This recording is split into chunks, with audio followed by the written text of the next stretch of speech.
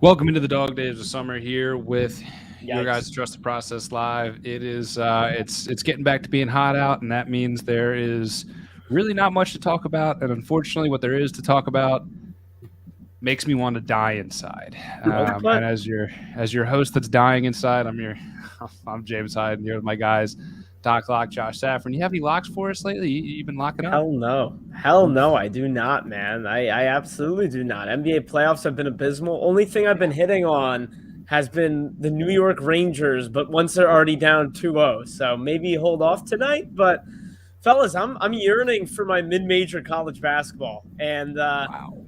Lord knows I have not Summer. been betting on the Phillies. I mean, I'm not that stupid, but I look, we'll talk about it. Not a lot of locks, boys, but I'm hanging in there. It's hot. Baseball's bad. Let's talk about it. I'm yearning for my mid-major college basketball. Like that That's should where I go make my into money. June There it is. that's 1st. like that Perfect needs to date go for into that like a state. coffee table book or something like that. Like that's wild. The man of many digits, one digit because that's how many digits we are into the month of June. Max, how are you? I'm great. I've been on a like food festival tour over the last couple of weeks. Hit the Italian Market Festival. Got this absolute throwback gem That's for a solid. nice pretty cool good. $20. That's Did solid. some good old fashioned bartering. So I've just been kind of on a run on Sundays lately, keeping busy.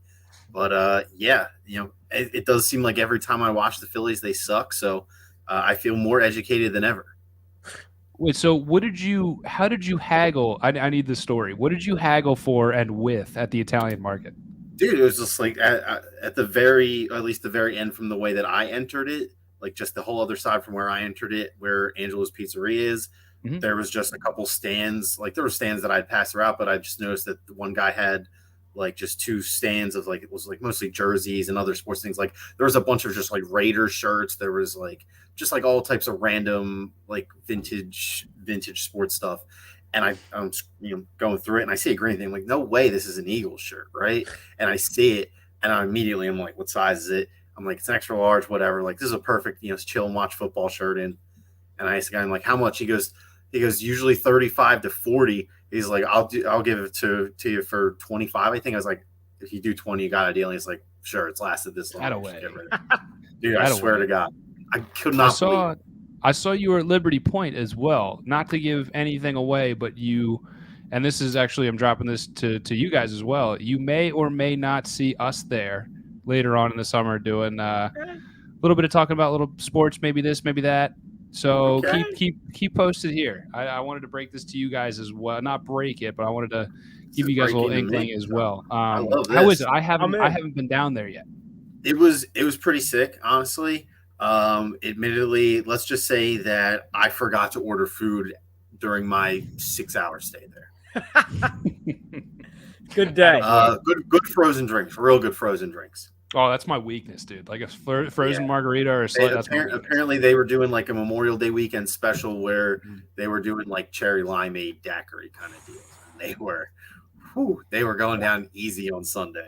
We'll see you tomorrow. That's a good Yeah. afternoon and good night special right there. Well, all right, time to talk about sports. And I was liking where this was going. well, we'll come back to it. Keep posted here for updates on what I kind of started to leak there, but don't want to fully break yet. The first one, we got to talk about this, and we're going to dive deep into the rabbit hole Oh, because there yeah. always seems Let's to do be it. negativity to go around. And we thought about this yesterday. We're like, how do we, if you've been following the show for a while, how do we really debate this? Because there's no debating that the Phillies are underachieving. There's no debating that being 12 and a half games back and on the 1st of June is pretty awful. So Max and I Big think, hole. what do we debate? What do we get angry about? How do we tell each other we're wrong, and how do we offend each other doing that? And the way that we do that is we debate how bad is bad and what Phillies loss is the worst, because there's a lot of them in contention. So we're going to go around, and boys, let's argue. Okay, let's really get into this. Josh, what is the worst Phillies loss of this last week? All right, tell us what the worst of the worst. And what a great week to pick from in terms of bad losses. Loaded first week, really loaded first week.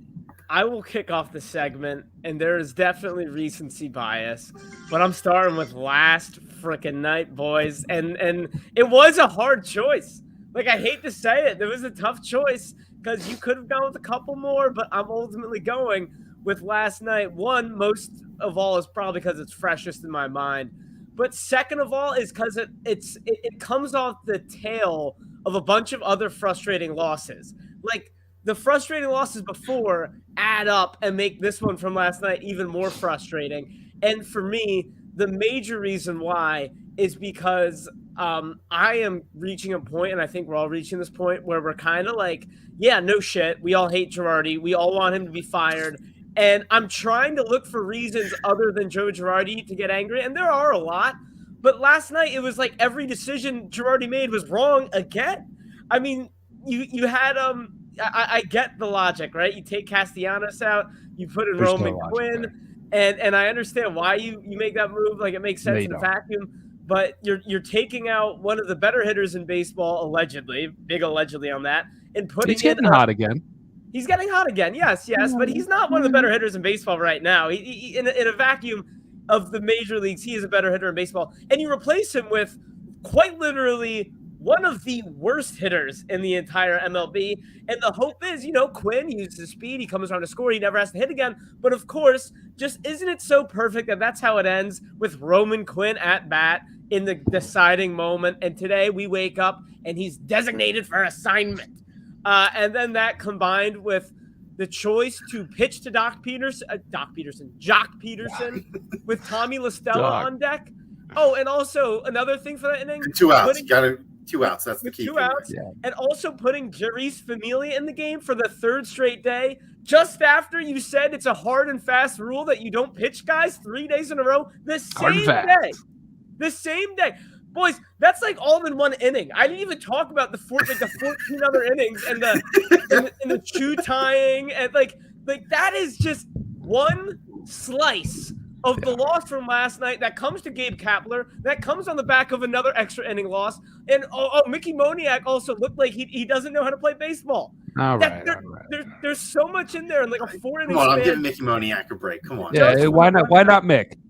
Or as our friend Jack, as my friend Jack Friss likes to say, why not Mick? Yeah, and that's it for me, fellas. I could go on, and that was just last night. Digits, I would love to see what you go with, man. Yeah, I mean, last night was just so peak. And you forgot to mention one other thing.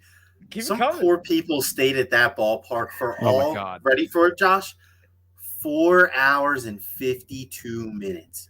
Could you imagine being at that game for over 4.5 hours and you see Joe Girardi pitch to Jock Peterson with 2 outs and a man on second in a tie game? This is gonna be one of those things we never forget. Like, we talk about the Wilson Valdez game. That 452 number is going to be in our vocabularies for at least another year. Like, remember the 4 hour 52 game with Familia? Like, this is an instant classic bad game. My first Phillies game was not the Wilson. I was so young. It was the second year. I think the second year Citizens Bank Park was in effect. It was the 18 inning game versus Baltimore back in like 2000. I remember watching SportsCenter highlights of that game. I want to say 2000, I feel like 7 or maybe 6 or 7 is what I'm feeling. It was so like I was young at the time. Like, I wasn't like super young, but it was like my mom stayed there. She's a trooper. Like, we stayed there until probably like 12:30, 12:45 in the morning. Like, at that age, there's no way I should be at the ballpark that late, but like, props to her. But like, yeah, you can go to school a little late the next day. Right. At least that wasn't yesterday. Yesterday was a knockdown drag out. Like, put a stake in me. I'm done. Like, that was terrible. Max, I'm sorry to interrupt. What was your worst to the worst? Yeah, go ahead, Max. No, I mean, honestly, I think last night really was just – I think the stars aligned that we ended up doing a show tonight to debut this segment because last night was just – it was something special. So I will take my runner-up because obviously last night was my number one. And I'll just go Memorial Day on Monday, the game against the Giants, another one of these games where they – like two big things really make this game tough to swallow for me. One, I'll start with the rational side of things. you have 2 solo home runs, you're riding high. Like it always kind of sucks. Like it's kind of like that old soccer adage, like 2-0 is the most dangerous lead. Like I always feel like 2 solo home runs is the most dangerous way to start a game in baseball, right? I hear you. Like it's just like, damn, we had these 2 huge hits, but we couldn't get anything around it. It always feels ominous, right? Like if you're only getting 1 or 2 solo shots in a game for offense.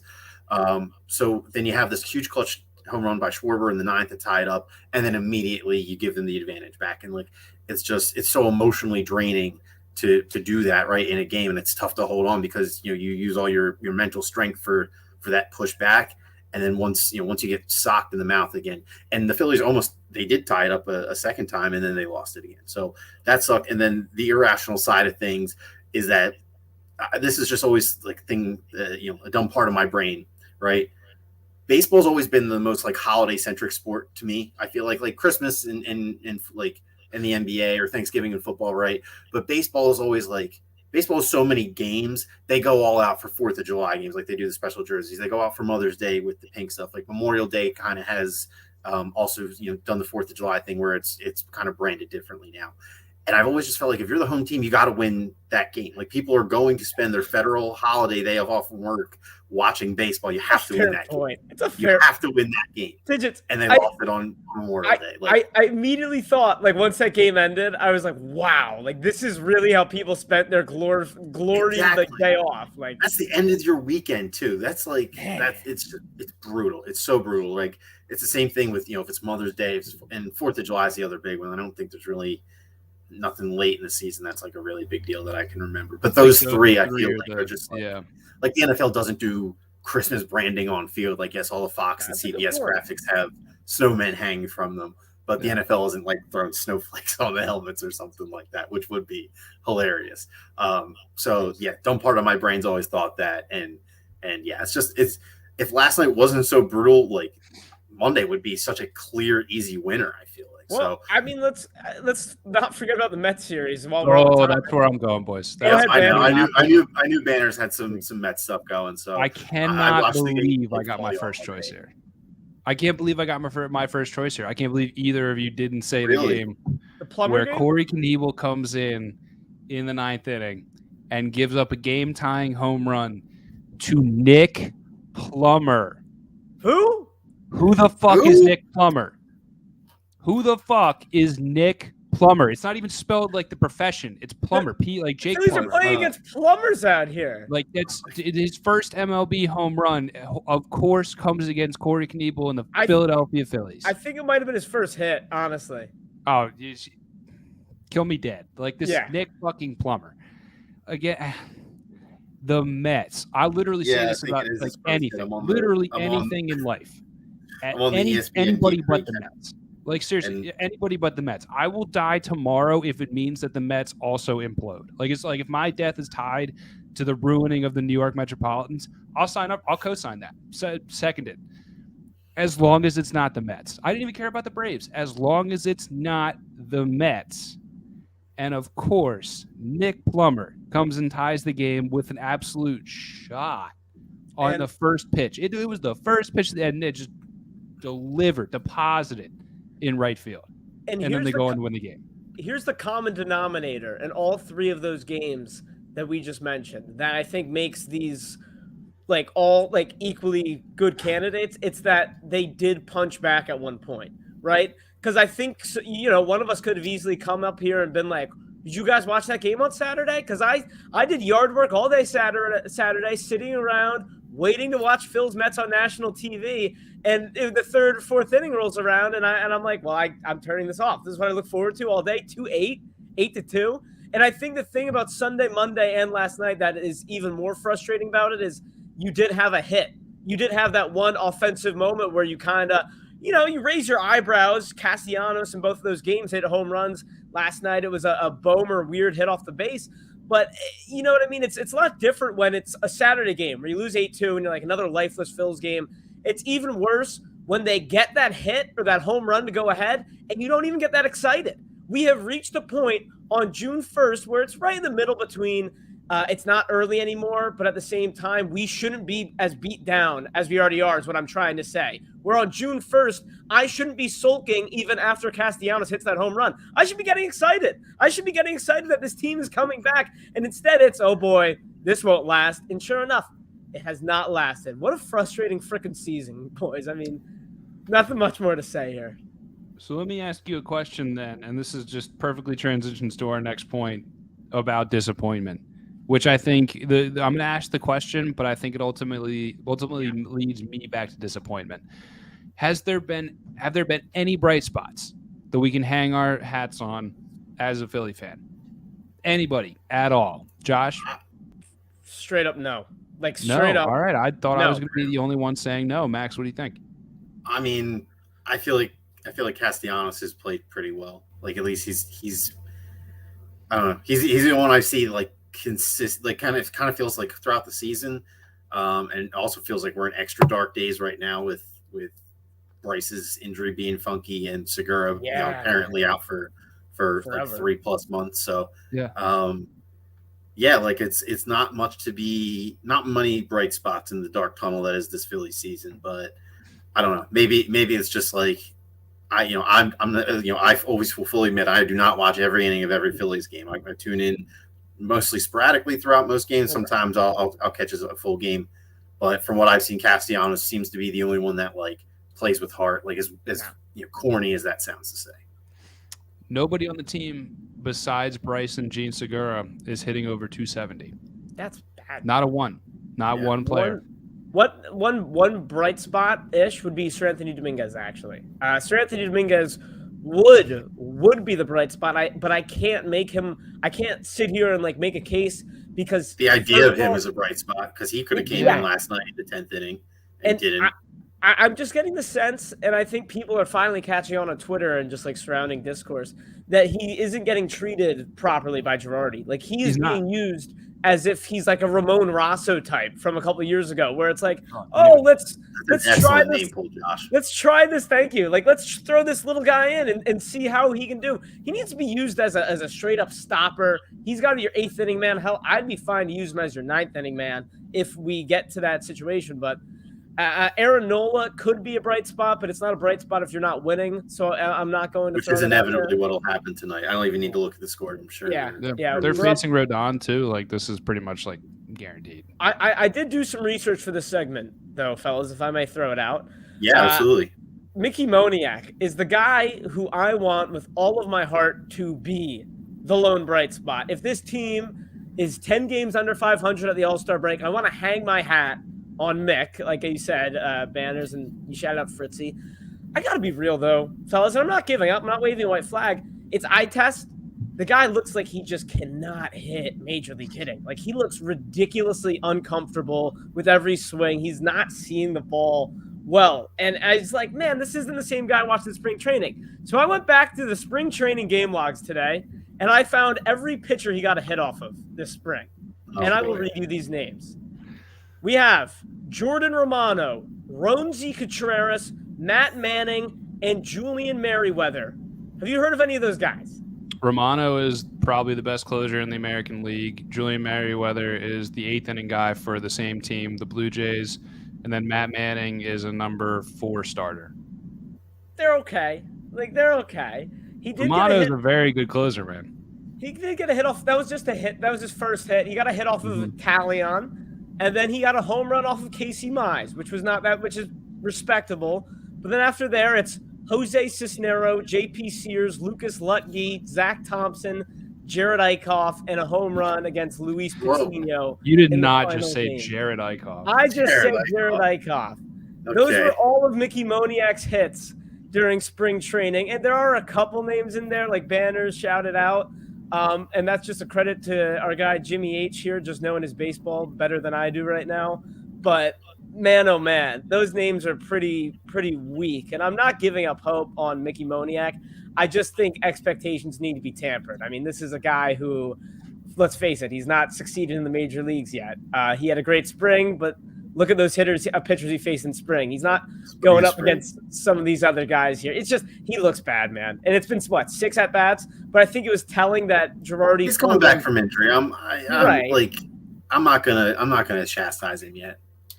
Listen, Girardi pulled him for Odubel yesterday, and I know we hate Odubel, and like it's just Odubel's also a lefty. Like there wasn't like a real finite reason. Girardi was like, man, you're not seeing the ball. Like I'm putting in Odubel now. You know, and Odubel got the start today. Odubel gets the start today against a lefty. Right, exactly. It's ridiculous, man. I thought you were going to tell me for a second there that Moniak got a triple off of Jonathan Pettibone and just complete the cycle of just wanting to die. Phil's just went up 2-0 though, and Odubel did score. I didn't see how it happened, but just keep everyone updated. Wow, they just cut I have it on the other screen. It's on a punt. Just cut to Gabe Kapler, man. If that man. I have so many mixed feelings about that man. It's incredible. I love that man. It is incredible. Absolutely. Let's see. Do we want to stick with the Bradbury thing? I forgot what we ruled, boys. Yeah, let's give it a little chatter. All right, let's talk about it real quick. Here we go. I want to bring this up. I had 1 or 2 talking points, but I want to get you guys first. There was always, and I shudder to actually say the term dream team, but we all remember the Nnamdi Asomugha years with Vince Young coining it the dream team, and what happened in that season following that training camp, or quote unquote training camp. But I want to get you guys kind of take on this with the signing of Bradbury to be the second cornerback behind Darius Slay. Does this remind you of the Dream Team Eagles or the 2017 Eagles? Because they both have very, very different feels. So we don't want to spend too much time on this, but I am actually very curious to as somebody who's not a diehard fan of the team, I want to see where you guys kind of land on this. So Dream Team or Super Bowl team? Josh.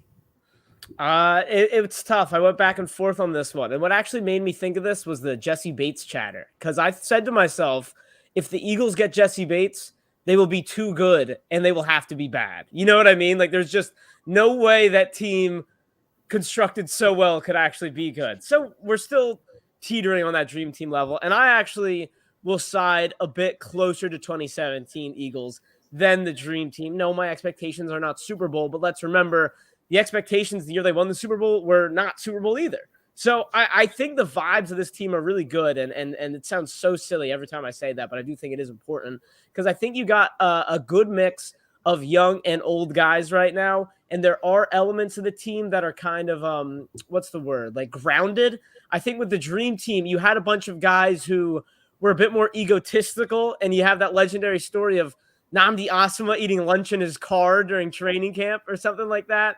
That's not something that I could see happening to anyone on this roster. And aside from maybe Fletcher Cox, but I think he's been here too long. I got a seat at the table. I do think this team is really, really talented, and it's a good mix of guys who have been here and a good mix of guys who are mercenaries, if you will. And then there are guys like A.J. Brown and your Nakobe Deans and Jordan Davises. There's this video of Nakobe Dean and Jordan Davis playing on this touchscreen board, just pretending where they do the Eagles do their like weekly content breakdown. Yes, exactly. And that video really got me feeling good about the Philadelphia Eagles. And it sounds so silly, but I just think you have a good mix of guys who are hardened veterans of the BGs and the Fletcher Coxes, and you got a mix of gung-ho guys that includes your head coach, that includes your quarterback, and that includes some of these talented rookies that this team brought in. Sure, I am a fan, but I do think the vibes are really good, and putting Bradbury on this team is the cherry on top, where it's not like a Revis. What am I saying? I remember there was talk about getting Revis the dream team year, but it's not an Asomugha, and it's not a Dominique Rodgers-Cromartie or Antonio. I always forget which one they had. It's a guy who's very good. Dominique Rodgers. It was Dominique Rodgers. It's a guy who's like very good, but isn't this household name, sort of like A.J. Brown. Like I think this is like a dream team offseason, but a step below, which I think is a nice little middling ground with good vibes. Dejas, what are you thinking here? I don't know. It's definitely not the dream team. The dream team was definitely a much older group on average.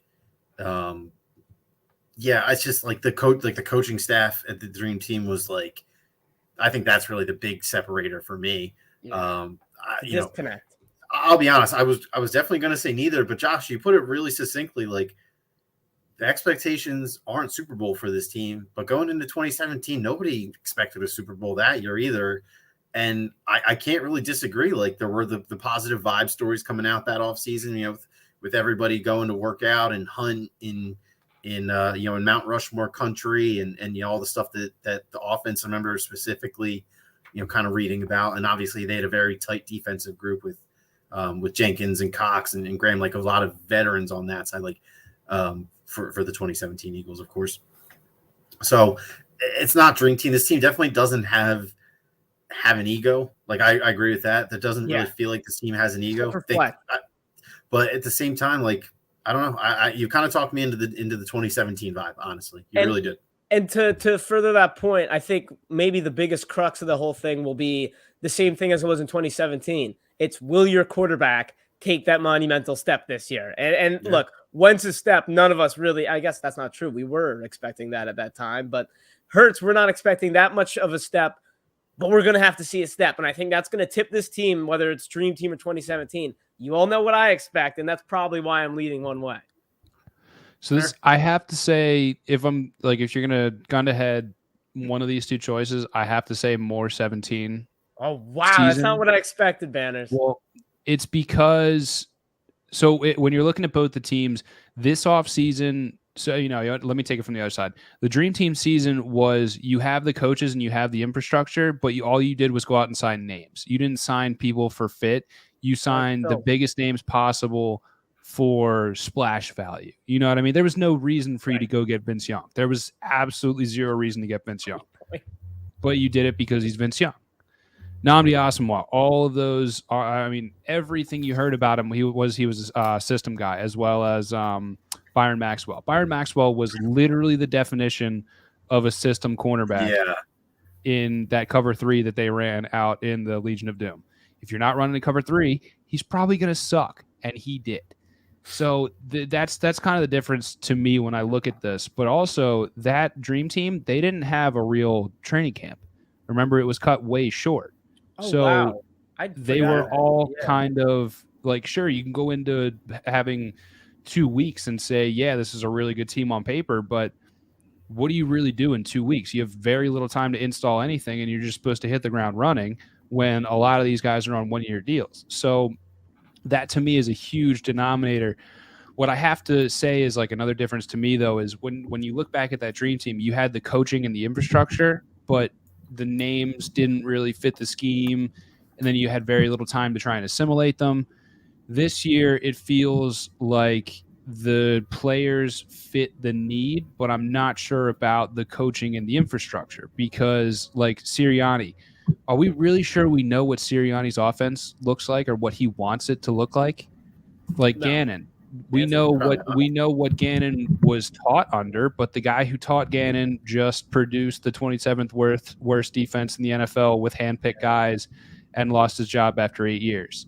After Gannon came to Philadelphia and literally did nothing of what he was taught and didn't barely use the system that he was brought up in. So, like, it's almost to me like the individual players are going to kind of prop up the scheme right now until you let these young guys figure it out. But that much more reminds me of the 2017 team because defensively more so than offensively, because Jim Schwartz was very much we're only going to rush 4 and your talent has to bail me out on the back end. So it's kind of like an amalgamation of both. But if I have to choose one, I got to go more 17 team.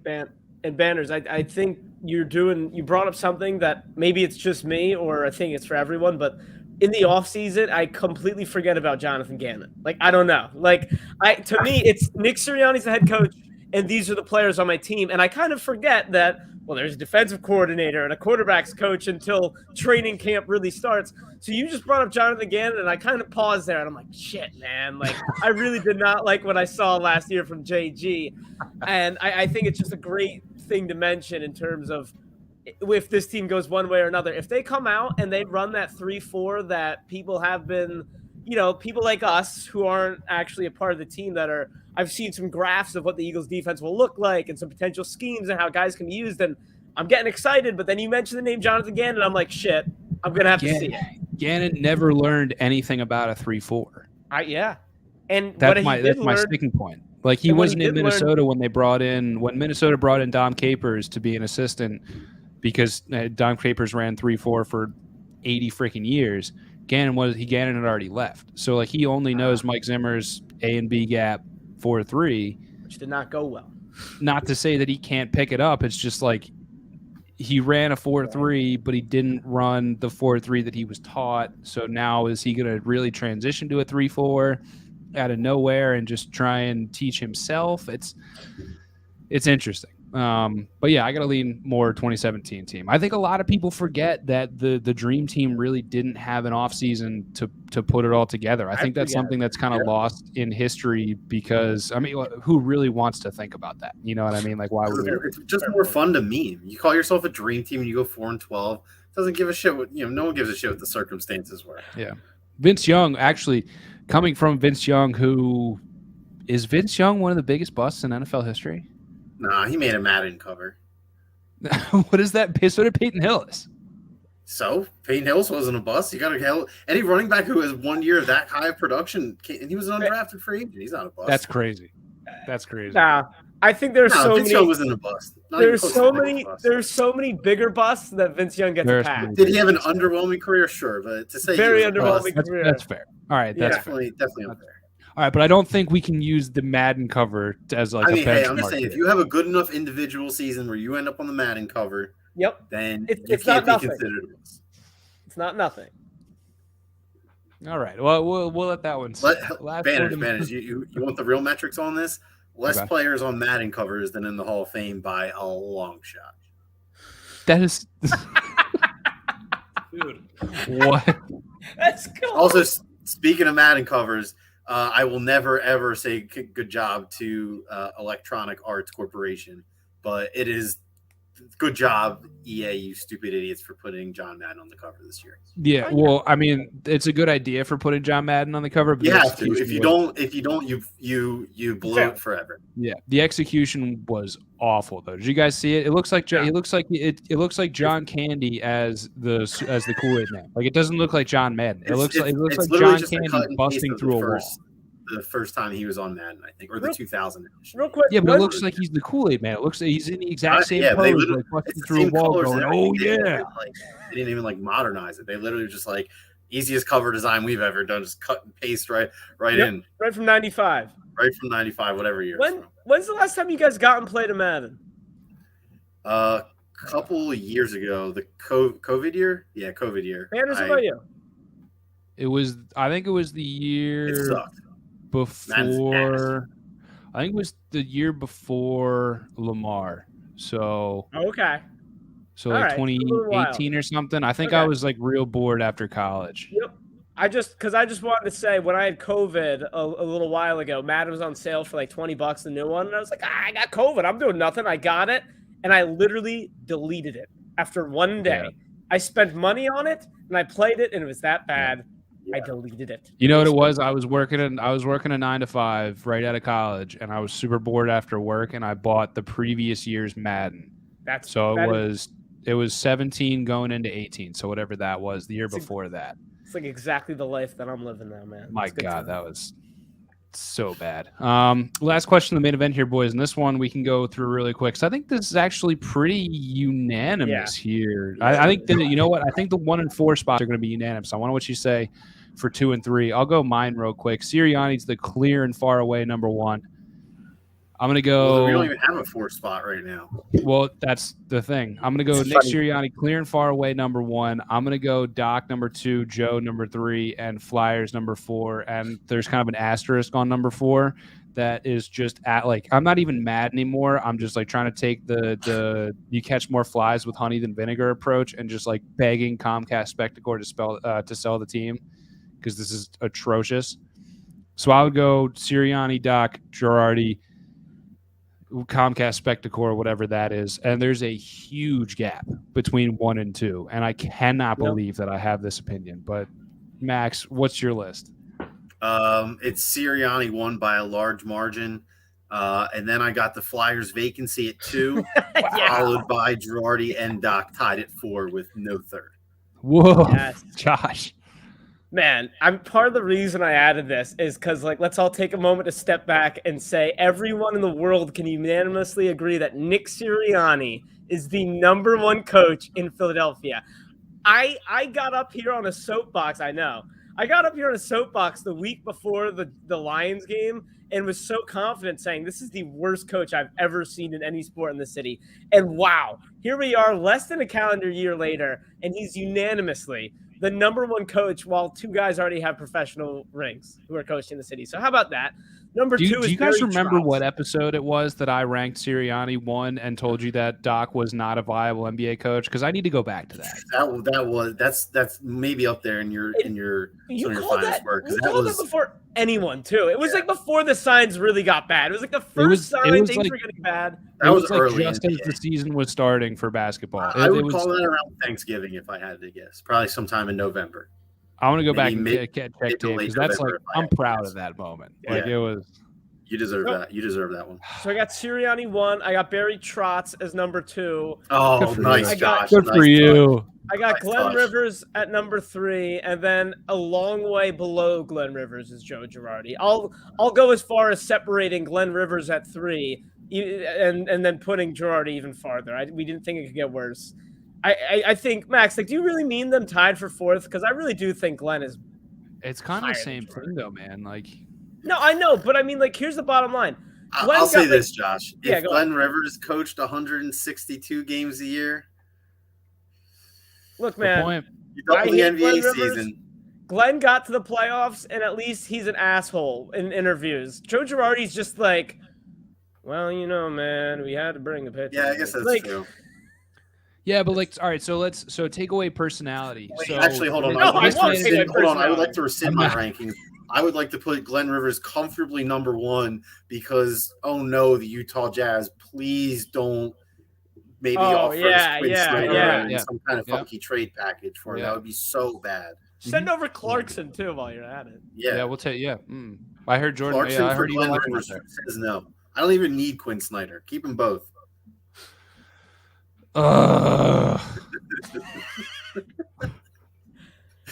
It's just golly, man. Whatever. I just need to collect my thoughts. Woosah. Halftime here. Winners and losers, our favorite segment, as we do. If you haven't joined us before for our favorite segment, that means we go around, we tell you our losers first. We go back around, we tell you our winners second. So NBA playoffs, losers first. Josh Safran, you're a loser from the NBA playoffs. First of all, can you guys assure me that one of you will say the Sixers? I mean, I need that assurance because I have my own loser. It's the NBA. The NBA is my loser of these playoffs. I thought they sucked, and don't get me wrong, I did enjoy watching them. They did suck. You're not alone, brother. I didn't like. It's not like I didn't enjoy watching them because I do a thing where I don't watch the NBA for the first 65 games because this is the real season. But the NBA is a loser for many reasons. One of them is their MVP, Nikola Jokic, looked horrible, got eliminated right away. The legacy of Chris Paul fell flat. There's been not a lot of close games. I've been watching hockey. Playoffs, and for you two, that's saying a lot. So NBA for me, the real losers of the playoffs. Now, don't get me wrong. I'm stoked for the finals. Like, I'm excited about the finals. I watched Game 7. Like, I've been into these playoffs. I've been watching them, and they're just pretty lackluster. They just haven't been paying off if you've been investing. Across the board, NBA playoff losers. Sure. The good thing is that you really only need to watch the first 2/3 of the game most of the time before you're just like, all right, this is a 25-point game. But Max, my thing is with the NBA, how I've always known it is I only watch the last third of the game because that's what matters. So this was an especially bad playoffs for you. Max, you're a loser. Banners, do you want the Sixers? I wasn't gonna say the Sixers. I wasn't gonna say the Sixers either. I'll come back around. Sure. Well, can we take the show loser as the Sixers, and just all three of us have a separate one? It's right here in the middle would be just the 76ers. All right. Yeah, I got suckered in. It's got to be the Suns for me, and all the suckers like me who thought they had the mental toughness to get back to the finals and take it home because they melted down in spectacular fashion against a team that had no no reason to beat them. It's unfathomable to me that they lost to the Mavs because Chris Paul decided that he couldn't get involved in the first half of the second half of the series, and DeAndre Ayton and Monty Williams are at each other's necks because Ayton has had this hostility around him all year because he didn't get his contract. And, I'm just honestly, I was so confident in the Suns to at least make the finals. I did think the Warriors would give them a good series, but I really did think the Suns had the wing pieces to shut down what the Warriors offer so well, which is their perimeter scoring. And I mean, they got embarrassed by the Mavs, and the Nikola Jokic slander was fun, but I think that was really only the Sixers social media brigade that got to join in on that. Some people, the neutrals kind of did, but the night that the Suns lost Game 7, the Chris Paul slander online was truly something special. All time high. High. I mean, and it got capped off by getting dunked on first thing on ESPN's first live show of the week the next day. The Suns were the crash and burn spectacle of this playoffs. I was gonna say for the loser, I was gonna say myself and Max for just how adamant we were about the Miami Heat and who the Miami Heat were.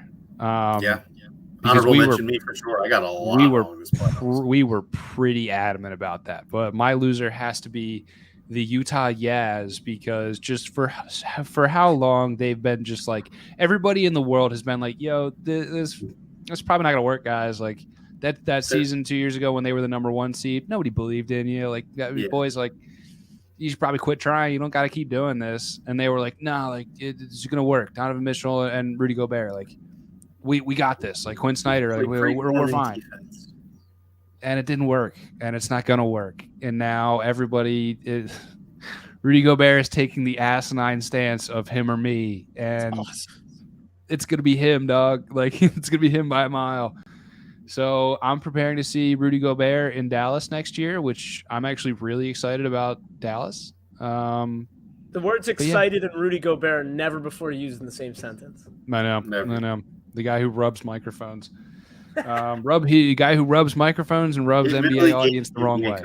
He shut down the NBA. It'll never be erased. All his fault. Wow, he shut down the NBA and Utah. What a guy. Picture, I'm going to be on Twitter when the 10-year anniversary of that picture happens, like that famous one where he's just palming all the mics in front of him. And I'm like, that's just going to be an insane moment. If the world's even still here in the Bird app is. Yeah. Oh, the Bird app will be here. The Bird app will be for nuclear warfare for sure. People will get. Let's see. I just saw a comment from Ethan. There's a lot of buzz that the Pistons are going to go after Ayton hard in free agency. So one other team that I would expect to be aggressive in pursuing a center would be the Hornets, but I don't know if they have money for Ayton. Now that would be more fun. I don't know if they have that kind of money. Yeah, I don't know if they do either. With when's Hayward's contract up? Maybe 2 years. 2 years is what I'm thinking. Yeah. What a guy. I don't think they would have the money to give a big money deal out, but I erased from relevance Gordon Hayward so quickly. Like that's incredible. All right, let's see. Winners going back around. Josh, your NBA playoff winner. Oh man, I'll keep it simple. Stupid here. It's Luka Doncic, man. I got a kick out of watching him, and this is not a Luka Doncic fan, not a Luka Doncic hater, but I've always just been like, this guy is good, and he's in the league, and let's see what he can do. And it's kind of a direct contrarian to direct playoff of your Suns loser is the Doncic. It's like, in today's era, in all sports, other than baseball, I think you're seeing the best player means more than like a good team. And that Game 7 and that entire series was a perfect example of it. Like, as long as Luka Doncic is on your team can be terrible. You have a chance to win a one-game series. You know what I mean? So Luka Doncic, not that he really needed to earn any more respect. Like, he's still young. No one was going to bash Luka if that Mavs team didn't beat the Suns. But it was like an eye raiser, like, okay, Luka, you really can do it. Next round, very, I think, what we all expected. But Doncic, all things considered, my winner. I'm just trying to think. There's not a lot of winners aside from the two actual teams that made it to the finals that we're excluding from from participating here. Curious to see where you guys go. That was the big one I think I stole. Just going back, Ethan. I'm not sure that the Suns have what money do the Suns have to sign and trade Ayton to his bird rights. Like I'm just not sure. Does he even like care about getting them something? You know what I mean? Yeah, he definitely doesn't care at this point, especially if they're willing to move on from him. And I mean, you'd be getting picks back, but I don't. It's the Pistons. I was about to say something really stupid. That's just like for the Lions and Pistons. It's going to be a high pick. So maybe I just don't. Why? What does he owe them anymore? Max, do you have a winner from the NBA playoffs? Yeah, I was just gonna say Jimmy Butler. Damn, yeah, that He was like the only other. He balled out all playoffs. It sucks to see. You guys know I was never the biggest Jimmy Butler was the answer guy, but this is the most convinced I've ever felt that he could have been. But definitely not with the team that they traded him into. I just thought of a great question for next show. Put it in the back pocket. Put it in the back burner. Also, quick shout out. Second loser is the Nets. How the hell did we let the Nets get off the hook? Well, I forgot about I think that one, that hole's just been dug so far for us. You know what I mean? Like, there's no reason to just I just got reminded about them because of the whole Kevin Durant's popped up on Twitter again this week.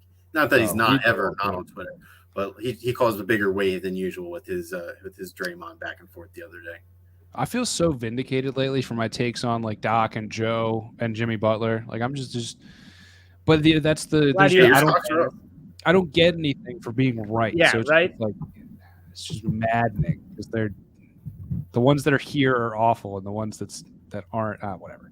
My winner is got to be the Pelicans. I liked what the Pelicans brought. Good call. Like, I really liked what the Pelicans brought in these playoffs, and they possibly get Zion back next year. Now, if Zion actually does the work and gets in shape, who knows? But I hate to say it totally feels like they're gonna do subtraction by addition with Zion. It totally feels. I'm with you.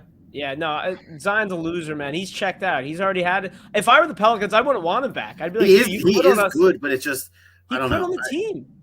It's not even that. Just like in terms of how they play, it seemed like they're gonna have to kind of reconfigure how they do everything. Like, all right, so let's table the Zion talk until there's more news on him because that's actually pretty polarizing. And the Pelicans without let's take the Pelicans without Zion because that's pretty much what they are right now. I really like that young stable of players, and they showed a ton of heart. So good for New Orleans. It feels like they just have like the brand of basketball that they're gonna keep coming back if they can keep adding to that team. My winner's got to be New Orleans. It sounds silly, but they're the exact team I envy, right? Where it's like no expectations, gritty and tough, sneak out a few wins against some big names, and you know, I don't know what the right word I'm looking for, but just be considered feisty. Like be feisty. Yeah, Jose Alvarado is like my ideal 76er, and get that guy to Philly somehow. It's a taller no, not the pitcher. Let's see. Second half here, boys. I clicked the wrong. There we go. Second half, really quick. Championship over under. NBA championship. The series will go over under 6 games, max. I'm pushing. Warriors 6. Warriors in 6. Okay. Josh, over under 6 games. Damn, man, this is lame. I'm pushing Warriors in 6. Damn. Over. All right. Someone had to bite on it. I like it. I'll say this. I like the Warriors in 6 because the jerseys used in the graphics. Wow, speak much. Those blue with the yellow trimming, I believe those are the jerseys they've clinched in the last 2 times they won, and they only wear them once in the series, as I saw via the Warriors Twitter today. So Game 6 at Boston is the only time they will wear those blue uniforms. Well, this is gonna suck. There's a graphic that every time Kendrick Lamar has released an album, the Warriors win an NBA championship. going back the last 4 albums. Yep. Wow. But boys, I think we live in the darkest timeline. I think it's Celtics in 7. Really, I'd be wildly impressed. That would be one of the greatest coaching seasons in history if Ime Udoka comes in as a first-year head coach and beats the Warriors in Golden State in 7. I would not be surprised. Al Horford's playing the best basketball he's played since Atlanta. Jason Tatum is the best 2-way player in the playoffs right now. And Boston is just Yeah. Josh's Celtics are just absolutely rolling right now. Man. Come Worst on. year This to is do like it. this is gonna suck, boys. I think it's Celtics in 7, and I like. There's only a couple other teams that like I would really just like shut. It's the Mets, Packers, and Celtics. That is I'll just say this: like, it's been a while since I've watched an NBA Finals where I was Really not good point. particularly neutral on it. Like I I'm like, yeah, this is I have no choice in this series. I am a hardcore Golden State Warriors fan right now, I have no choice in this series. and this is gonna suck. This is gonna hurt really bad. But I think that's where we're heading, unfortunately. Leading scorer will average over under 28 points. Max, over under 28 points for the leading scorer. I'm gonna say under. I'm gonna my inkling is probably right around where Steph is hitting, which is right under 26.5. I'll say this whole playoff has just featured so many blowouts, and blowouts tend to deflate like highest points per game. In a particular case like this, if the Warriors are up 25 with 9 minutes to play, there's essentially only 3 to 4 minutes of actual game left before all guys are off the floor and their totals aren't increasing. So I'm gonna say under 28. I like it somewhere around 26 to 26.5. Josh, over under. Yeah, I'm going under 2. I think in general we see one of two things. We see defensive battles or very nice distribution of scoring from both of these teams. I saw there's a bunch of fun props, that are similar to this one. I came up with the 28 number. I don't know what they have it at now, but like they've got props like this nowadays. I think they're fun, but I think they're too damn hard to actually bet on. So I'll go under here with the 28 number just because of the distribution. Between Tatum, Brown, and then between everyone on the Warriors, I can't see a guy. There's totally a world where Steph and or Tatum could both average over 30. Sure. Is the thing. Mm-hmm. I'm not putting. I think I'm going under as well. I'm going under as well just because I think Steph and Tatum are both at like 26 point something right now coming out of the both respective conference finals. There's just so many playmakers on both sides, and they both play great team defense. So. Yeah, I would just say Ethan agrees with us. Steph has so many teammates that can alleviate the scoring load, and Tatum has had games where he's just like he's 11 for 28 from the field, and he'll get his points. But. Yeah, Ethan agrees with us. Offense is going to be at a premium this series, boys. What game is the Jordan Poole game? Game 3. I don't know. I was going to say game 4. I believe the series starts in Golden State, so I will say game 1. Ooh. Ooh, okay. All right. Last over-under here. Over-under 0.5 ejections, suspensions in this series. This one could get a little testy. I mean, over-under half an ejection in this series or suspension. This is easy. This is so easy. Draymond Green and Marcus Smart in the same 7-game series? Come on. That's an easy over. All right, you know what? No, I'm going to split those. Over-under over-under 1 ejection, over-under half a suspension. Over suspension, under an ejection. I second that. I think someone baits someone else. You know what I'm saying? Like it's Draymond and Smart here. I think we're talking about pretty much. I agree. Someone's gonna bait someone into freaking out, and it's gonna result in an ejection and a suspension. Over/under nut kicks. We're going under. The nuts are safe. I can't. Could you imagine? Could Draymond be bold enough to try it again? I would love it. That'd be great. If only we had Lance Stevenson in this series. And last question here, boys. Who wins it, Josh? Who wins this series? Yeah, we're going with the Warriors. Yeah. We already called it. Going with the Warriors. I can so see the Celtics winning the series. I want to be clear about this. That's not like a confident Warriors. And I'll be honest with you, gentlemen. It's one of those series where it's like, I'm not breaking this down from a matchup standpoint. I'm breaking it down from the standpoint of it's the Warriors. It's Steph Curry. It's Steve Kerr. It's Draymond. It's Clay. It's their last dance, more or less. I think they pull it out. Max, you went with Warriors as well? Yeah. Fuck. Celtics in 7, unfortunately, boys. I'm framing it to myself as like, hey, if the Celtics win, maybe that'll like provide a kick in the ass for Philadelphia sports, but like no, it's just more suffering. Real quick, Finals MVP. I forgot to add that. What are our picks? Jaylen Brown. Wow, that's an Steph, interesting. Steph easily. I'm going Draymond Green. I think Draymond's just going to do everything. Digits, something just to keep in mind in case you're going to bet on Steph.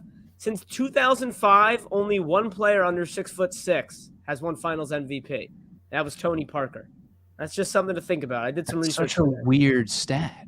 I feel like you got to be like big or tall or something. That's this big sample size, man. That is not a fluke. Big sample size, yeah. 15 years. Last 15, 16 years, only one guy under 6'6", and it's Tony Parker. The infamous Andre Iguodala Finals MVP. I'm saying, so I give it to Draymond, man. So we got two Warriors and a Celtics here, unfortunately. All right, before we get out of here, let's tap it out. Anybody want to go first? Josh? Yeah, I got a motion to. We got to get to these top 5 TV show countdowns in here, man. I want to do a sports one very badly. And I am in desperate need of a new TV show once again. I'm all caught up on Barry, and I just finished True Detective. If you haven't watched Barry, man, it's awesome. It's funny. Which season of True Detective? 3. I skipped season 2. I thought it was horrible. I watched one episode. Season 2 was not great. I didn't watch it. I finished season 1 a while ago. Just finished season 3. Was a pleasant surprise. And is 3 with Mahershala? With who? Mahershala Ali. To be honest, I just don't know, man. I don't know. I'm pretty decent with that kind of thing, but not this one. But man, I finished Barry, True Detective, damn good. I'm looking for something. Curb Your Enthusiasm, second time around right now. I'm starting to wonder if it's a bona fide number 1 in my comedy TV show rankings, because it's been like The Office, Seinfeld, and Always Sunny have been jockeying for number 1, and now I'm like, man, Curb legitimately might be my number 1. I need to sit down and rank them, and we all need, like, for this summer, we got to start having TV show ranking halftime. We'll start doing this next show. Good. Yep. Good. Curb is a strong contender. Max, you got to tap out? Honestly, no. I'll say this. Touching back on this shirt, I got this like 2 weeks ago, and it's just been waiting to make its debut. I was like, oh, I was just, I've been leaving it out. It's just been draped over our chair's arm for the last 2 weeks. I'm like, I'll be wearing this soon. So, yeah, I got no tap out other than I'm pumped. This might going to be my new football shirt. It's comfy. It feels like, you guys remember those shirts we wore when we were probably in elementary school, that had the big Nike graphics on them and stuff like that. This just feels like one of those, just like a big heavy graphic T-shirt, and it gave me a very odd sense of nostalgia. That's good stuff. I love it. I no longer like baseball. That's my tap out. And it's don't worry, you still got an hour until they get to the innings where they blow it. Oh, never mind. Just kidding. Sorry. It's 2-2. Is it really? Yeah. The Giants have 2 runs in the top of the 6th where there's 0 outs and there's 2 minutes. Oh my God, my stream is behind. This is wow. I actually do we want a live reaction to this? No, you know what? There's nobody on. No, this will go on forever. This inning might go on forever. They're already forever. Good God. Well, that's going to do it for us here on Trust the Process Live. If you did not join us live, you can I'm sorry, I put way too much exclamation on that live right there. Yeah. If you didn't join us live, you can catch us wherever you get your podcasts, Anchor, Spotify, Apple, anywhere in between. If we're not there, let us know. We'll get there. As always, we're brought to you by My New Philly, where something's always new and everything's always Philly. Always Philly. My bad. We'll catch you next week, everybody. And go Phils, I guess. Try and make it through the dog days because they are long. Yeah, they are. Should we start doing USFL coverage? It's actually not a bad dude. The Stars aren't. We're taking the graphics off the screen. The Philadelphia Stars aren't bad. There we go. We'll catch you next week.